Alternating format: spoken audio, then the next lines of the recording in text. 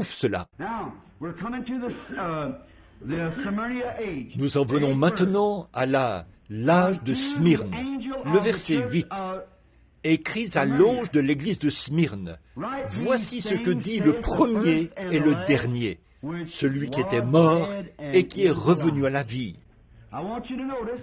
Je veux vous faire remarquer que chaque fois qu'il se présente à un âge de l'Église, il présente un élément de sa divinité.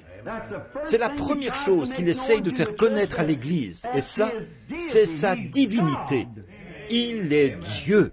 Voyez-vous le grand enjeu qui crée la controverse entre Irénée et les autres? Ils essayaient de dire que Dieu était un Dieu en 3 cosmos. Un Dieu en 3 personnes, un Dieu en ceci. Il a dit, ça n'existe pas. Ce sont les titres d'un seul être, et c'est le Dieu tout-puissant. C'est vrai. Donc, ils ont toujours soutenu cela. Et Dieu ici, au commencement, se présente par un des traits de sa divinité. Vous voyez, il commence par se présenter ici. Je suis celui qui était, qui est et qui vient. Je suis le tout-puissant.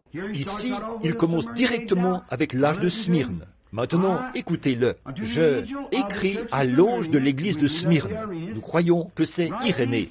Voici ce que dit le premier et le dernier. Voyez, il s'est présenté. Je suis donc le Dieu de cet âge de l'église. Je ne veux pas de 4 ou 5 dieux différents par ici. Je suis Dieu. Voyez-vous, c'est ça. Celui qui était mort et qui est revenu à la vie. Amen. Bon, ça, c'est l'introduction.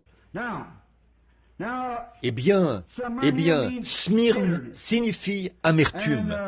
Ça vient du mot myrrhe. Et là, la première église avait perdu son premier amour, l'église d'Éphèse. Et une racine d'amertume avait commencé à pousser au sein de cette église. Parce que dans cette église, la principale église, la plus grande partie, la majorité des gens, toujours, s'acharnaient contre la conduite du Saint-Esprit dans l'église. Et ils voulaient la conduire eux-mêmes. Ils voulaient établir une prêtrise. Ils voulaient agir comme ceux de l'Ancien Testament. Ils voulaient des prêtres. Et comme chez les dieux païens là-bas, d'où ils avaient été convertis, ils avaient des prêtres, et ainsi de suite, de Jupiter, des prêtres de Vénus, et tout. Ils voulaient y introduire ces mêmes choses afin d'établir ces hommes-là.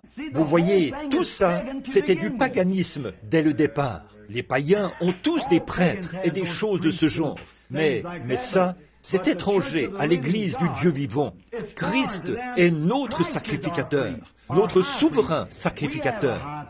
Nous avons un souverain sacrificateur, une table où nous mangeons. Bon, une racine d'amertume